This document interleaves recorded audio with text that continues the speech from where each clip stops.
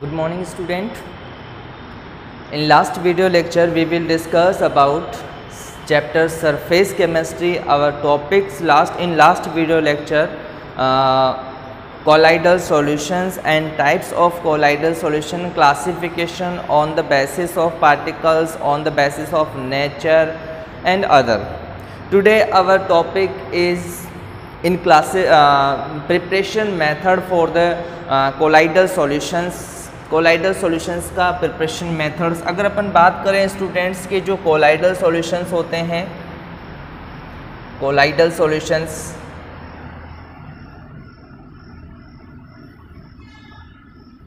Preparation method,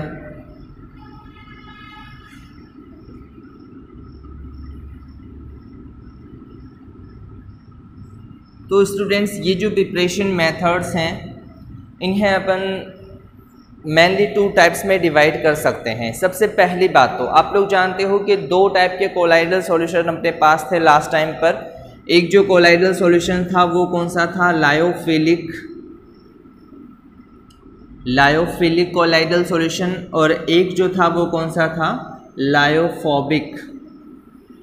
lyophobic colloidal solution. In last video lecture we will discuss about lyophilic and lyophobic. आज अपन बात करें students के जो लायोफिलिक होते हैं, आप लोग जानते हो कि इनके अंदर जो डिस्पर्शन मीडियम है और जो डिस्पर्स्ड फेज होती है उनके बीच में एफिनिटी जो होती है वो ग्रेट होती है, लविंग होती है। तो जैसे ही अगर आपको लायोफिलिक का फॉर्मेशन करना है, अगर आपको लायोफिलिक कोलाइडल सॉल्यूशंस बनाना है, तो जैसे ही आपने क्या किया, आप जानते हो कि आपके पास दो चीज़ें हैं, एक तो है डिस्पर्स्ड फेज और एक होता है डिस्पर्शन मीडियम। ये जो डिस्पर्शन मीडियम है, इस डिस्पर्शन मीडियम के अंदर अगर आप डिस्पर्स्ड फेज को डिज़ोल्व कराते हैं तो सिंपली डिज़ोल्व हो जाती हैं। यानी कि जो लायोफिलिक कोलाइडल सॉल्यूशंस होते हैं वो सिंपली केवल डिज़ोल्यूशंस के ऊपर ही क्या बन जाते हैं, लायोफिलिक कोलाइडल सॉल्यूशंस का फॉर्मेशन हो जाता है। फॉर एग्जांपल जैसे अपने जिलेटिन की, गम की, स्टार्च की, इनके बारे में बात की थी कि ये इनके एग्जाम्पल्स होते हैं। लेकिन लायोफोबिक जो कोलाइडल सॉल्यूशन होते हैं, आप लोग जानते हो कि इनके बीच में एफिनिटी जो होती है नहीं होती है। किसके बीच में, डिस्पर्स्ड फेज और डिस्पर्शन मीडियम के बीच में कोई एफिनिटी नहीं होती है। वो एक दूसरे को हेट करते हैं, लविंग नहीं करते हैं। तो वहाँ पर अब आपको अगर कोलाइडल सॉल्यूशंस बनाना है तो उसके लिए क्या करना पड़ेगा, कुछ मेथड्स को यूज में लेना पड़ेगा। तो अपन मेनली जो मेथड्स पढ़ेंगे वो कौन से होंगे, लायोफोबिक कोलाइडल सॉल्यूशंस के मेथड्स होंगे। चलिए अपन बात कर लेते हैं कि ये जो लायोफोबिक कोलाइडल सॉल्यूशंस है इनके लिए अपन क्या क्या मेथड्स जो हैं वो यूज़ में ले सकते हैं। अगर अपन बात करते हैं तो सबसे पहली बात, जितने भी कोलाइडल सॉल्यूशंस के प्रिपरेशन मेथड्स होंगे अपन उनको दो पार्ट में डिवाइड कर सकते हैं। एक जो पार्ट होगा इसे अपन कहेंगे कंडेंसेशन प्रोसेस, और जो सेकंड होगा इसको अपन कहेंगे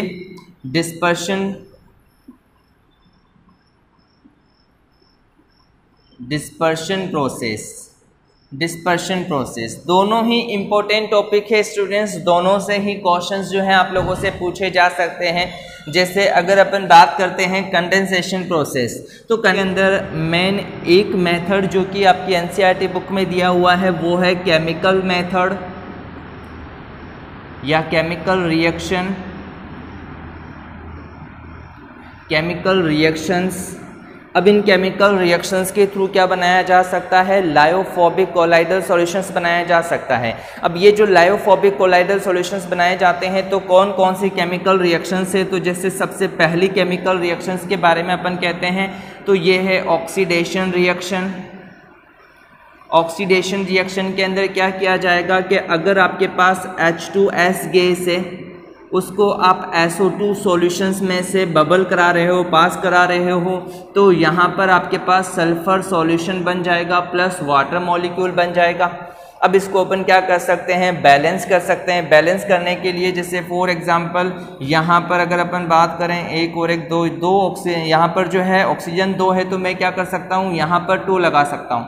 अब मैं जैसे ही यहाँ 2 लगाऊंगा तो मुझे क्या करना पड़ेगा, यहाँ पर भी 2 और यहाँ पर देखा जाए तो 2 और 1 ये 3। अब देखिए स्टूडेंट्स यहाँ पर ये 3s, यानी अगर मैं ये कहूँ तो ये है क्या, ये है आपके सल्फर सोल। सल्फर का सोल बनाने के लिए अपन क्या करेंगे, ऑक्सीडेशन रिएक्शन करेंगे। और ये कौन से टाइप का होगा, ये होगा आपका लायोफोबिक सॉल्यूशंस या लायोफोबिक कोलाइडर सॉल्यूशन। ठीक है, चलिए अपन दूसरी बात करते हैं। दूसरी जो केमिकल रिएक्शन आपके एनसीईआरटी बुक में दे रखी है जिसके अकॉर्डिंग है रिडक्शन।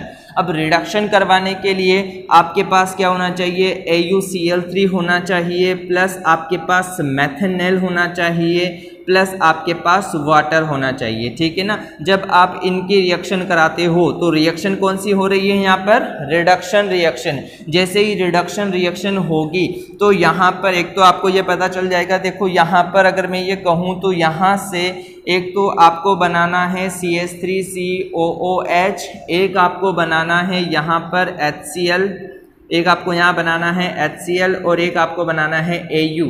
ये जो Au होगा ये क्या कहलाएगा स्टूडेंट्स, यहाँ ये कहलाएगा गोल्ड सोल। तो अपन यहाँ क्या कर सकते हैं, इसको बैलेंस कर सकते हैं। अब बैलेंस करने के लिए आपको क्या करना पड़ेगा, जैसे आपने इसको बैलेंस किया तो बैलेंस करने के लिए आप यहाँ 2 लगा देंगे, यहाँ 3 लगा देंगे, यहाँ 3 लगा देंगे और यहाँ पर क्या लगा देंगे, यहाँ लगा देंगे यहाँ 2 लगा देंगे और यहाँ 6 लगा देंगे। तो इस तरह से ये रिएक्शन क्या हो जाएगी, बैलेंस हो जाएगी।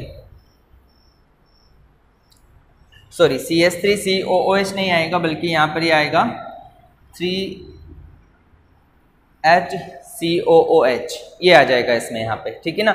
चलिए तो इस तरह से अपन क्या करेंगे, रिडक्शन रिएक्शन के थ्रू क्या बना रहे हैं, गोल्ड सोल का फॉर्मेशन कर रहे हैं। और ये जो गोल्ड सोल है ये क्या है, एक टाइप का लायोफोबिक कोलाइडर सॉल्यूशंस हैं। फिर उसके बाद अगर अपन तीसरी बात करते हैं, जो तीसरी केमिकल रिएक्शन है इसके अकॉर्डिंग अपन बोल सकते हैं double decomposition reaction. Double decomposition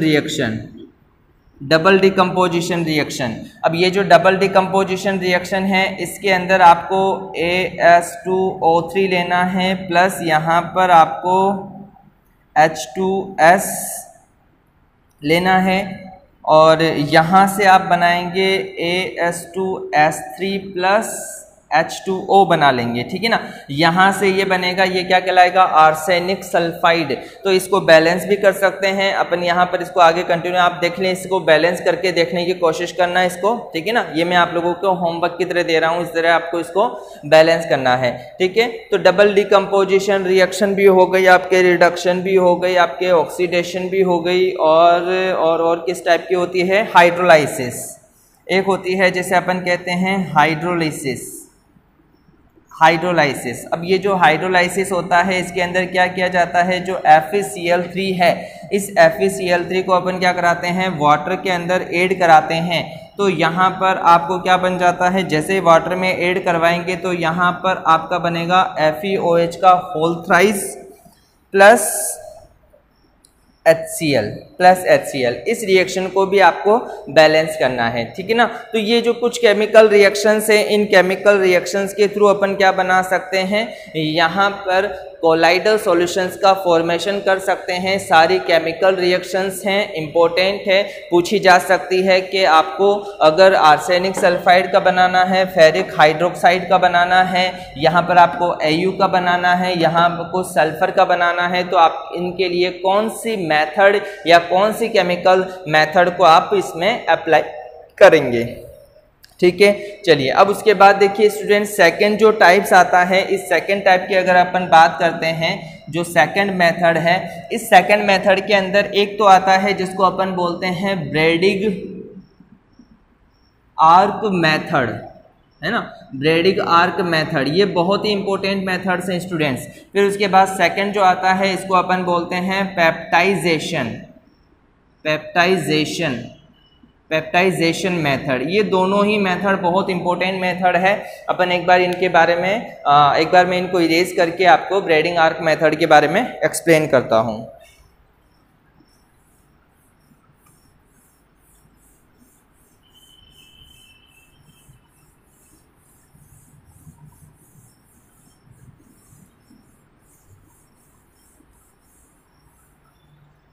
सबसे पहली बात अपन बात करते हैं यहाँ पर ब्रेडिंग आर्क मेथड की।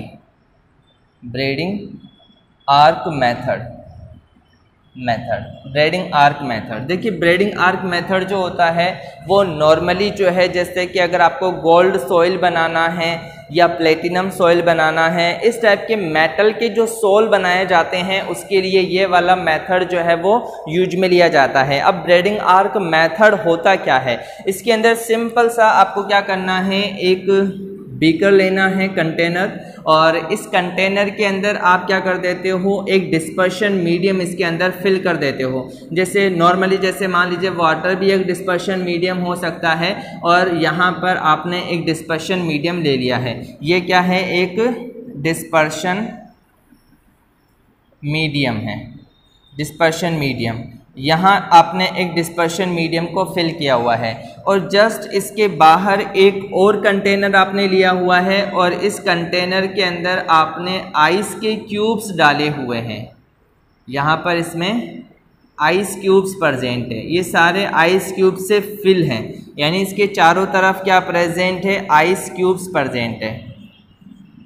यहाँ सभी जगह पर आइस क्यूब्स प्रेजेंट है, ठीक है, ये है आपके आइस, ठीक है। अब उसके बाद क्या होता है, आपको क्या करना है, जिस किसी भी मेटल का सोल बनाना है, फॉर एग्जांपल मुझे अगर गोल्ड सोल बनाना है तो मैं गोल्ड की 2 रोड लूँगा, इलेक्ट्रोड की तरह बिहेव करनी चाहिए। यहाँ पर 2 रोड को मैंने ले लिया, और लेने के बाद फिर इसे क्या करेंगे, वायर के थ्रू कनेक्ट करेंगे, और वायर के थ्रू कनेक्ट करने के बाद यहाँ पर इनको किसी न किसी इलेक्ट्रिकल सोर्स से अटैच कर देंगे, जोड़ देंगे। अब जैसे ही अपन क्या करते हैं स्टूडेंट्स, इनके अंदर आर्क या इसके अंदर इलेक्ट्रिसिटी प्रोवाइड करवाते हैं, तो जैसे ही इलेक्ट्रिसिटी प्रोवाइड होगी तो यहाँ पर क्या होगा, एक आर्क जनरेट होगी, एक तरह की आर्क यानी कि एक तरह की चिंगारी टाइप की रोशनी यहाँ पर जनरेट होगी, ठीक है ना। अब इससे क्या होगा, क्योंकि यहाँ पर अपन ने ये जो मेटल के इलेक्ट्रोड्स लिए हैं, अब ये जो मेटल के इलेक्ट्रोड्स हैं, यहाँ से जो मेटल के आयंस होंगे वो कहाँ पर बाहर निकलने की कोशिश करेंगे। फॉर एग्जाम्पल जैसे यहाँ पर ये जो गोल्ड है Au है, और Au के आयंस जो होंगे वो बाहर निकलने की कोशिश करेंगे। अब वो इवेपोरेट ना हो जाए इसके लिए अपन ने यहाँ पर क्या लगा दिए गए हैं, आइस लगा दिए गए हैं, और ये कंडेंस हो जाएंगे और इसके अंदर वापस क्या हो जाएंगे, ये इसके अंदर आते चले जाएंगे। इस तरह से क्या बनाया जाता है, ब्रेडिंग आर्क मेथड के थ्रू क्या किया जाता है, गोल्ड सोल का फॉर्मेशन किया जाता है। अच्छा, एक और बात, यहाँ पर क्या किया जाता है कि ये जो सोल है इसको स्टेबलाइज करने के लिए कुछ अमाउंट के अंदर इसमें KOH का सॉल्यूशन डाल दिया जाता है, जिससे कि ये ज़्यादा स्टेबल हो जाए। सिंपल सा है, बहुत छोटा सा टॉपिक है, 2 मार्क्स का क्वेश्चन पूछा जाता है। ब्रेडिंग आर्क मेथड क्या है, तो आपको याद रखना है ये मेथड क्या कहलाता है, ब्रेडिंग आर्क मेथड कहलाता है। और इस मेथड के through gold soil, copper soil और जिंक सॉइल ऐसे जो है सोल का फॉर्मेशन करने के लिए इसका यूज़ किया जाता है। तो ये डिस्पर्शन मेथड का फर्स्ट है, जिसके अंदर अपन लायोफोबिक कोलाइड्स का फॉर्मेशन करते हैं।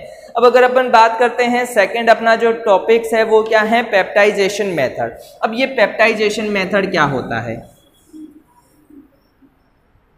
देखिए स्टूडेंट्स, पेप्टाइजेशन मेथड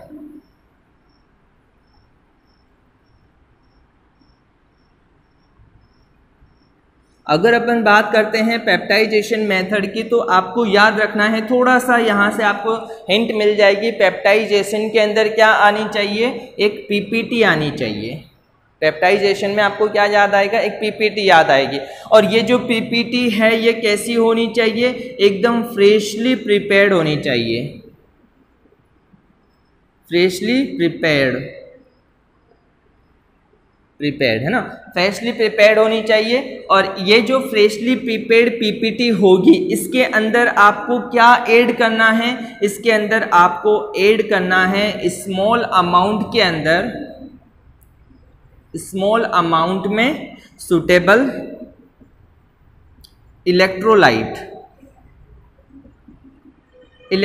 को इसके अंदर ऐड करना है। जैसे फॉर एग्जांपल क्या होता है कि अगर आपके पास, जैसे फॉर एग्जांपल अगर आपके पास FeOH का होल थ्राइस है, एक सॉल्यूशन है, कोलाइडल सॉल्यूशन है, इसकी आपके पास क्या आ चुकी है, फ्रेशली प्रिपेयर्ड आपके पास PPT आ चुकी है। इसके अंदर अपन क्या करते हैं, कुछ अमाउंट के अंदर अगर इसमें कुछ इलेक्ट्रोलाइट्स डाल देते हैं। इलेक्ट्रोलाइट्स क्या होते हैं आपको पता होना चाहिए कि इलेक्ट्रोलाइट्स, अगर अपन बात करें स्टूडेंट्स की ये इलेक्ट्रोलाइट्स है क्या, तो इलेक्ट्रोलाइट्स एक टाइप के सोल्ट होते हैं, है ना, जो कि अगर सॉलिड फॉर्म के अंदर होंगे तो ये इलेक्ट्रिसिटी को कंडक्ट नहीं करेंगे, लेकिन अगर ये कौन सी स्टेट में आ जाए, अगर ये मोल्टेन स्टेट में आ जाए या एक्वस स्टेट के अंदर आ जाए तो ये क्या करेंगे, इलेक्ट्रिसिटी के गुड कंडक्टर्स बन जाएंगे। अब जैसे यहाँ पर अपन जानते हैं फॉर एग्जांपल, जैसे मान लीजिए आपके पास FeCl3 फेरस क्लोराइड या FeCl2 का जो है आपके पास फेरस क्लोराइड का एक सोल्ट है।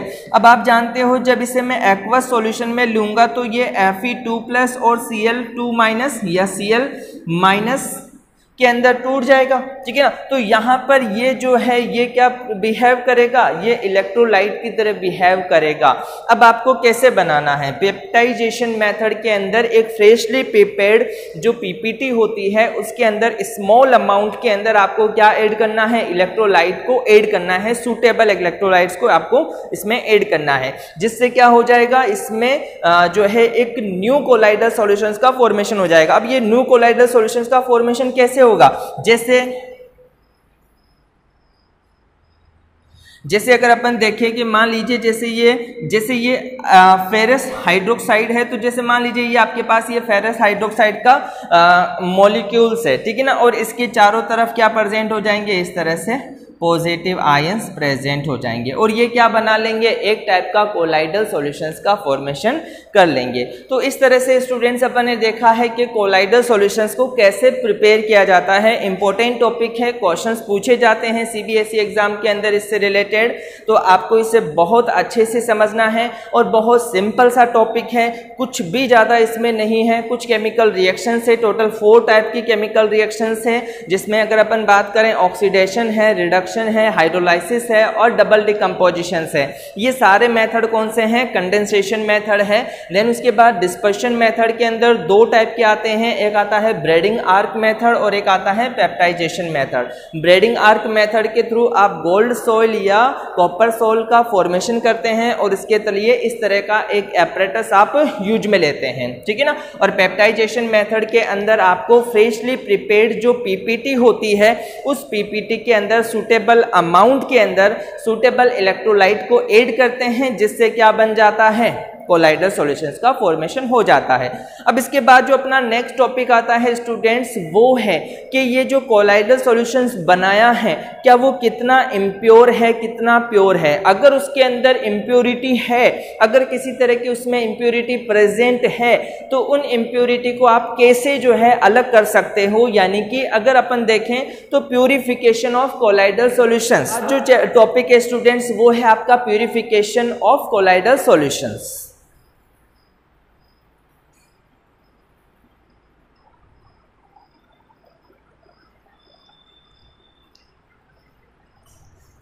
Purification of colloidal solution. देखिए स्टूडेंट्स, ये जो प्यूरिफिकेशन ऑफ कोलाइडल सॉल्यूशंस हैं, अगर अपन बात करें तो सबसे जो पहला मेथड आता है इसके अंदर प्यूरिफिकेशन के लिए, वो मेथड कहलाता है डायलिसिस मेथड, ठीक है ना। अब डायलिसिस मेथड के अंदर क्या किया जाता है, सबसे पहली बात, जैसे आपके पास एक एपरेटस है इस तरह से, और इस एपरेटस के अंदर आपने क्या किया हुआ है, जैसे यहाँ से कंटिन्यूसली आप इसके अंदर वाटर फिल कर रहे हैं और यहाँ से मान लीजिए कंटिन्यूसली वाटर जो है वो आउट हो रहा है, ठीक है ना। इसके अंदर जो है आपने वाटर को इसमें फिल किया हुआ है।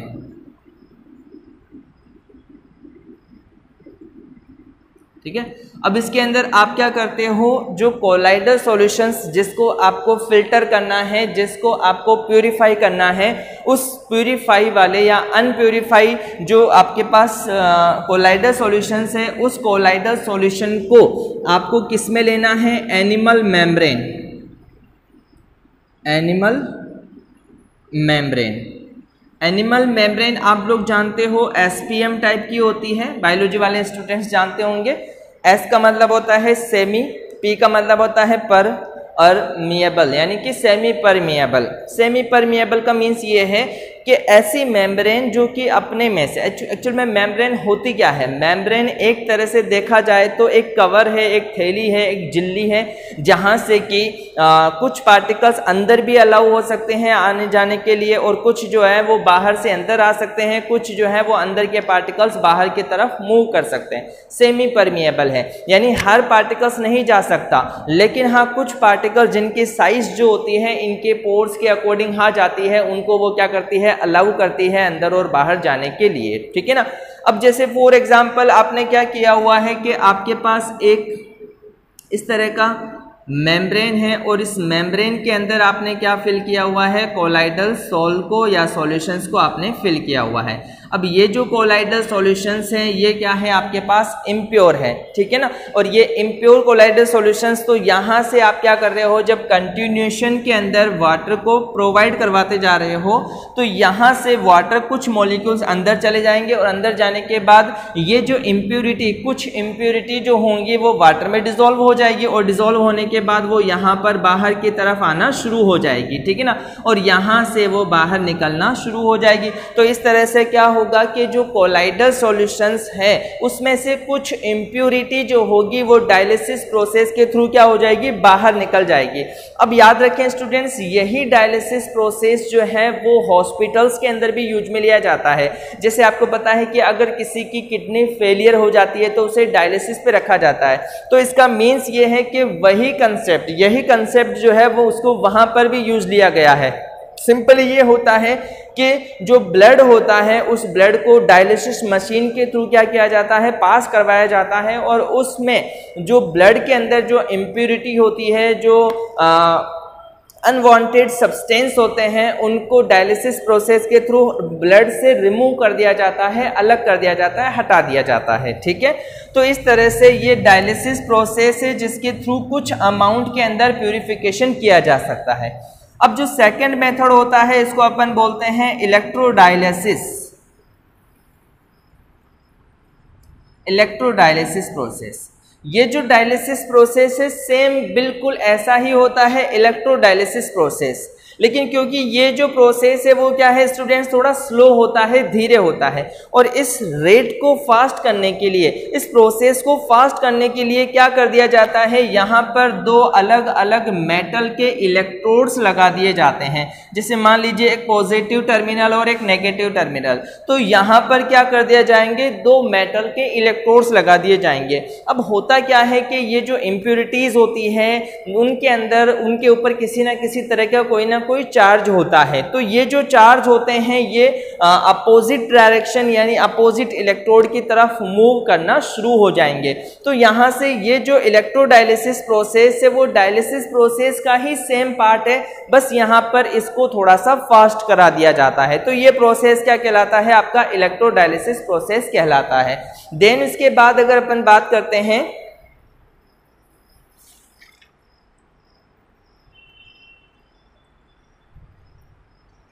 तो देन इसके बाद अगर अपन बात करते हैं स्टूडेंट्स, तो अपना जो नेक्स्ट जो प्यूरिफिकेशन का मेथड होता है उसको अपन बोलते हैं अल्ट्रा प्यूरिफिकेशन, अल्ट्रा प्यूरिफिकेशन।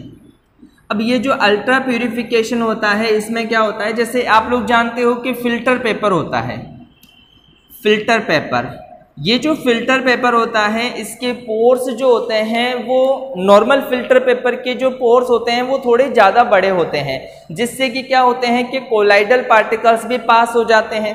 तो सिंपल फिल्टर पेपर के थ्रू अपन कोलाइडल सॉल्यूशंस को फिल्टर नहीं कर सकते, तो इसके लिए क्या किया जाता है, इसके लिए आप क्या करते हैं कि जो फिल्टर पेपर होता है जो फिल्टर पेपर होता है उस फिल्टर पेपर को क्या किया जाता है, 4% of nitrocellulose, 4% of nitrocellulose, 4% solution of nitrocellulose, 4% solution of nitrocellulose में क्या किया जाता है, इस सिंपल फिल्टर पेपर को कुछ टाइम के लिए डिप किया जाता है। देन उसके बाद वहां से उसको निकाल करके उसको ड्राई कर दिया जाएगा। ड्राई करने के बाद अब उसके जो पोर्स हैं वो क्या हो जाएंगे, थोड़े छोटे हो जाएंगे।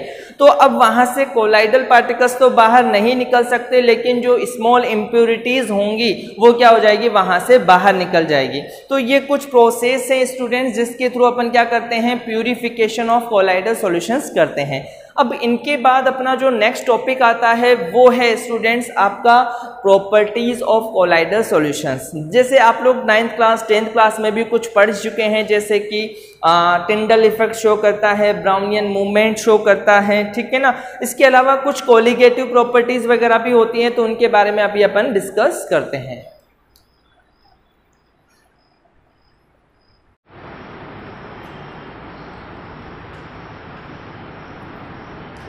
यस स्टूडेंट्स, अपना जो नेक्स्ट टॉपिक है वो है आपका प्रॉपर्टीज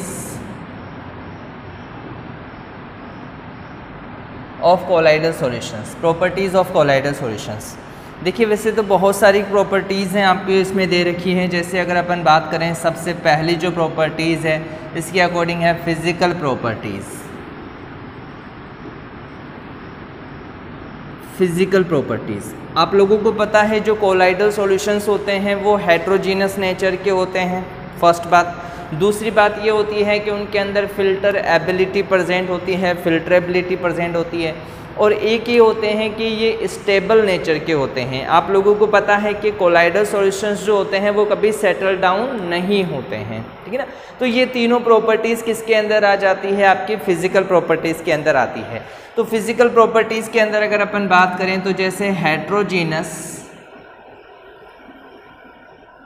हेट्रोजीनस नेचर के हैं। दूसरी अगर अपन बात करें तो ये स्टेबल होते हैं। और एक अगर अपन बात करें तो ये फिल्टर एबिलिटी के होते हैं, फिल्टर एबिलिटी इसमें प्रेजेंट होते हैं, ठीक है ना। देन उसके बाद अगर अपन बात करते हैं जो दूसरी प्रॉपर्टीज़ हैं वो प्रॉपर्टीज़ कहलाती है जैसे आपके colligative property, colligative properties. Class 11th के अंदर आप लोगों ने पढ़ा है कोलिगेटिव प्रॉपर्टीज, उसके according dispersion of freezing point, vapour pressures है ना, एवेपोरेशंस है ना, ये इन सब चीज़ों को अपन क्या कहते हैं, कोलिगेटिव प्रॉपर्टीज कहते हैं। और ये जो टोटल 4 टाइप्स की ऑस्मोटिक प्रेशर्स, ये साइड टोटल जो है 4 टाइप्स की evolution of boiling points, total जो है 4 टाइप्स की क्या होती हैं, कोलिगेटिव प्रॉपर्टीज होती है। अब आप लोग जानते हैं students colligative properties 11th class में पढ़ा हुआ है टॉपिक, नंबर ऑफ पार्टिकल्स के ऊपर डिपेंड करने वाली जो प्रॉपर्टीज होती है किसी भी सॉल्यूशंस की या किसी भी कंपोनेंट्स की, वो क्या कहलाती है, आपकी कोलिगेटिव प्रॉपर्टीज कहलाती है, ठीक है। अब देखिए होता क्या है, जैसे आपके पास 2 सॉल्यूशन है, जैसे मान लीजिए एक सॉल्यूशन आपके पास ट्रू सॉल्यूशन है और एक सॉल्यूशन आपके पास कोलाइडल सॉल्यूशन है। अब आपको पता है कि जो ट्रू सॉल्यूशंस होते हैं उसके पार्टिकल्स बहुत ही ज़्यादा छोटे छोटे होते हैं, लेकिन अगर अपन बात करें कोलाइडल सॉल्यूशंस के जो पार्टिकल्स होते हैं वो बड़े होते हैं। तो ट्रू सॉल्यूशंस के अंदर जो नंबर ऑफ पार्टिकल्स होंगे वो बहुत ज़्यादा होंगे, बड़े छोटे होंगे, है ना। लेकिन यहाँ पर अगर अपन बात करें तो नंबर ऑफ पार्टिकल्स जो वो ट्रू सॉल्यूशंस के कंपैरिजन में बहुत ही कम होते हैं। तो इसीलिए सिंपल सी चीज आपको सिर्फ ये याद रखना है कि कोलिगेटिव प्रॉपर्टीज जो होती हैं कोलाइडल सॉल्यूशन की क्या होती है, दे हैव वेरी लो, बहुत ही लो प्रॉपर्टीज या लो कोलिगेटिव प्रॉपर्टीज को ये शो करते हैं, यानी कि इनके अंदर कोई खास कोलिगेटिव प्रॉपर्टीज ये शो नहीं करते हैं, ठीक है। चलिए उसके बाद आती है आपके optical properties. Optical properties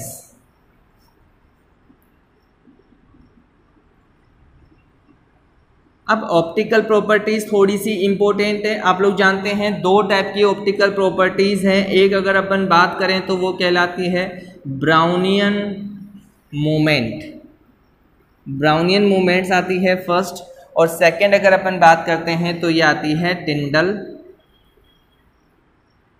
effect. बहुत ही छोटी छोटी सी प्रॉपर्टीज़ है, बहुत ज़्यादा आपको इनके अंदर नहीं याद रखना है, बस कुछ बातें आपको याद रखनी है। जैसे ब्राउनियन मूवमेंट्स 9th क्लास का टॉपिक है, आप लोग जानते हो कि जो गैसेस के पार्टिकल्स हैं या जो लिक्विड के पार्टिकल्स हैं, मोस्ट ऑफ गैसेस के अंदर ही होता है, तो गैसेस के जो पार्टिकल्स हैं वो कंटिन्यूसली जिग-जैग मोशन के अंदर क्या करते रहते हैं, कंटिन्यूसली जिग-जैग मोशन के अंदर मूवमेंट करते रहते हैं। यही मूवमेंट क्या कहलाती है, ब्राउनियन मूवमेंट कहलाती है। अब यहाँ पर ये जो ब्राउनियन मूवमेंट है वो कुछ बातों को क्या करती है, एक्सप्लेन कर देती है कोलाइडल सॉल्यूशंस के लिए। सबसे मेन चीज़ जो होती है ये इसकी स्टेबिलिटी को एक्सप्लेन करती है कि भाई कोलाइडल सॉल्यूशंस जो होते हैं उसके डिस्पर्स्ड फेज के जो पार्टिकल्स है वो कभी सेटल डाउन क्यों नहीं होते हैं, उसको एक्सप्लेन करने के लिए ब्राउनियन मूवमेंट जो है वो एक अच्छी थ्योरी है, जिसके अकॉर्डिंग ये बताया गया है कि इसके अंदर बार बार बम्बार्डमेंट होती है। जो डिस्पर्स्ड मीडियम है उसके जो पार्टिकल्स है उनके बीच में बार बार बहुत ही ज़्यादा क्या होती है, बम्बार्डमेंट होती है, जिससे कि उनके बीच में एनर्जी जो है, काइनेटिक एनर्जी जनरेट हो जाती है, और वो कंटिन्यूशन में क्या करते रहते हैं, मूवमेंट करते रहते हैं, और वो कभी सेटल डाउन नहीं होते हैं। इतनी सी बात याद रखनी है। फिर उसके बाद अगर अपन बात करें टिंडल इफेक्ट के बारे में, तो आप लोग जानते हो the scattering of light, the scattering of light,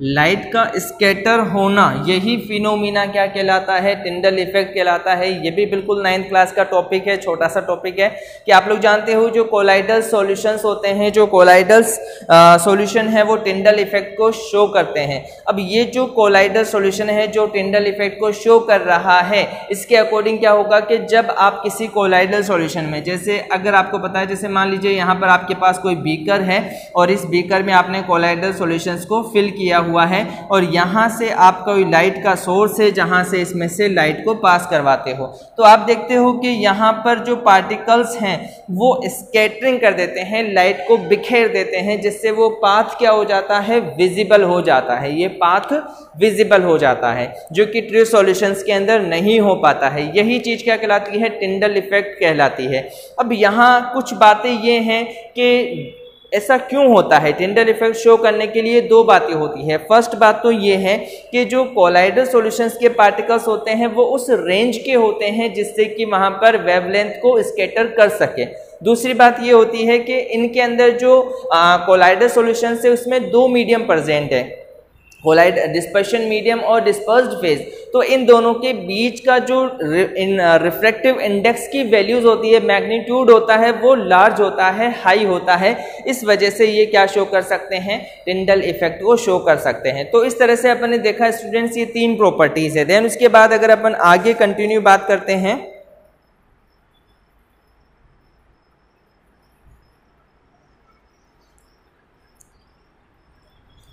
then इसके बाद आगे जो टॉपिक आने वाला है, यानी कि जो फोर्थ प्रॉपर्टीज है आपकी, वो फोर्थ प्रॉपर्टीज है इलेक्ट्रिकल प्रॉपर्टीज। इलेक्ट्रिकल प्रॉपर्टीज, और एक जो प्रॉपर्टी होती है वो होती है मैकेनिकल प्रॉपर्टीज। ये दोनों ही प्रॉपर्टीज़ बहुत इंपॉर्टेंट है स्टूडेंट्स। इससे रिलेटेड जो है क्वेश्चंस पूछे जाते हैं, तो इनसे रिलेटेड जो भी डिस्कशन है वो मैं नेक्स्ट वीडियो के अंदर सेपरेटली इन दोनों के ऊपर आप लोगों को एक्सप्लेन करूँगा। Thank you.